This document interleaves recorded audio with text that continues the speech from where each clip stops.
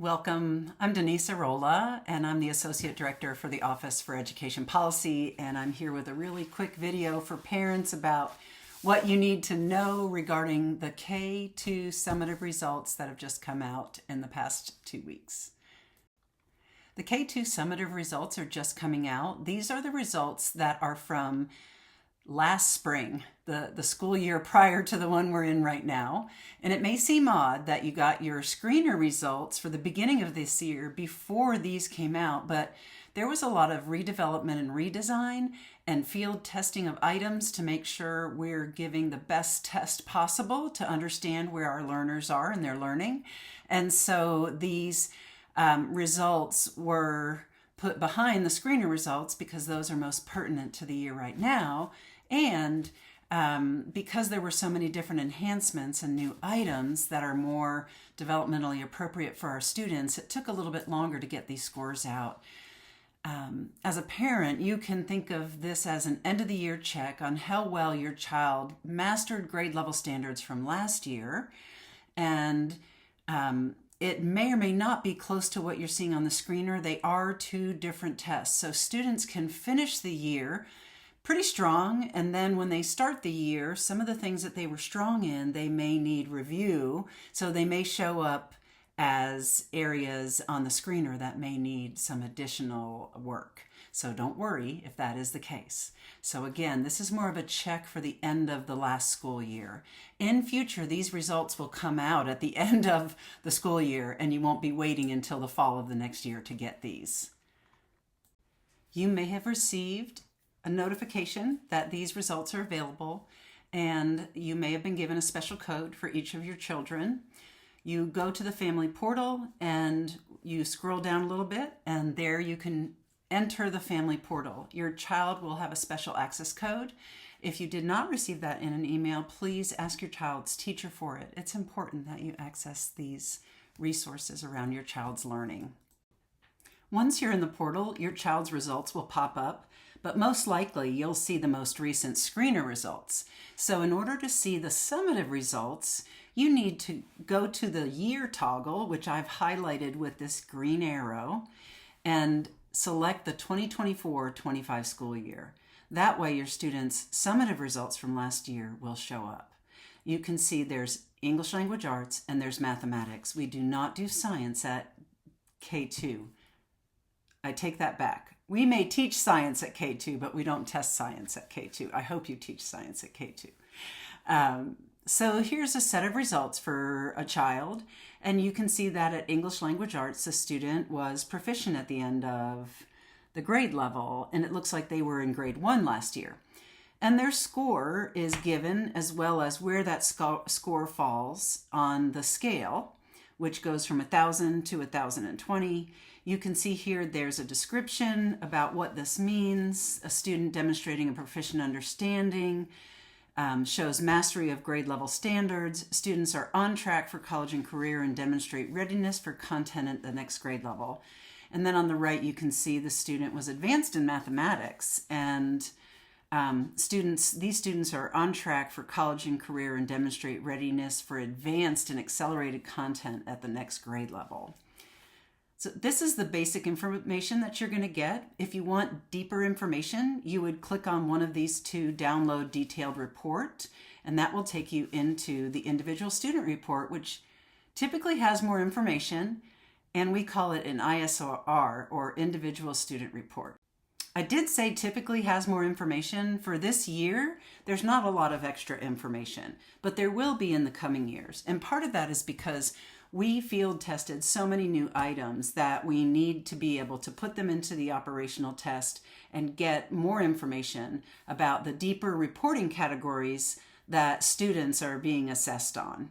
So this report, literacy on the left, math on the right, tells you the student's overall scale score and the performance level in the upper left.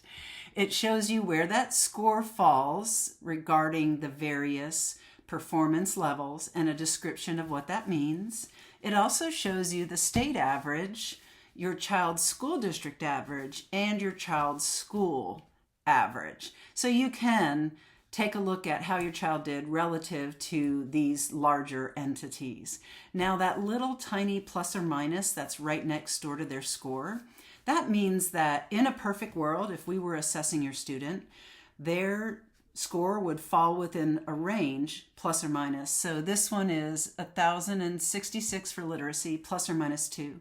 So that means this child in literacy would fall somewhere between 1,064 and 1,068.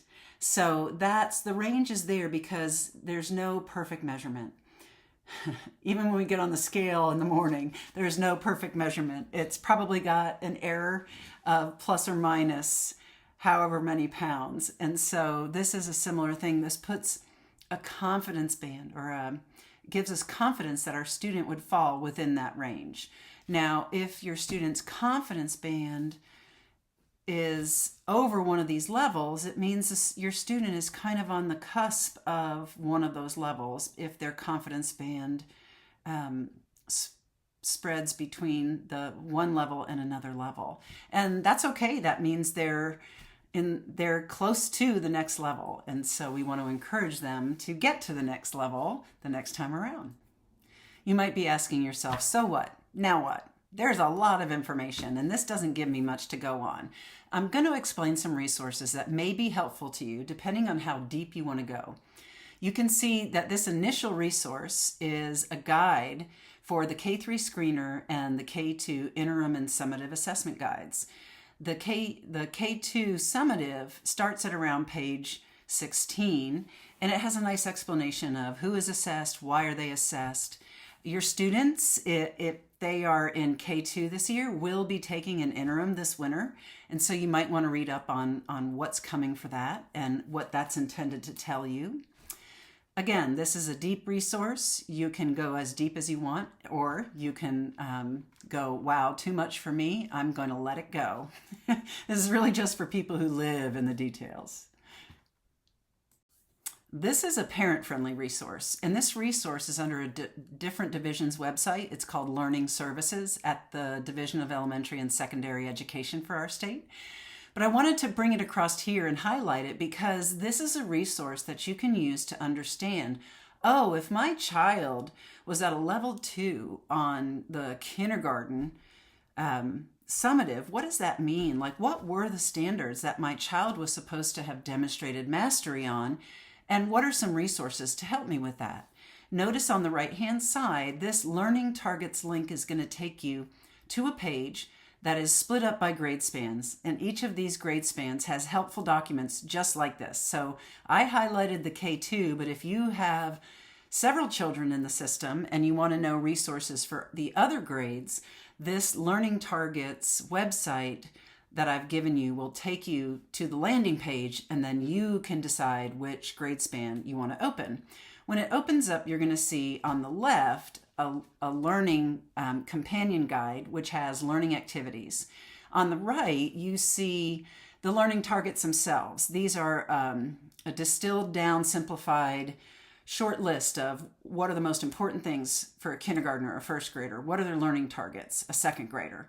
So if you click on the little bright green highlighted boxes with the arrows that point out, if you click on the one on the right, you're going to get this set of learning targets for the grade level. If you clicked on the left box with the arrow coming out of it, you will get these learning companion guides that have activities for the learning targets. And these are pretty extensive. I did a snippet from kindergarten for literacy, and you can see that there are resources provided and links.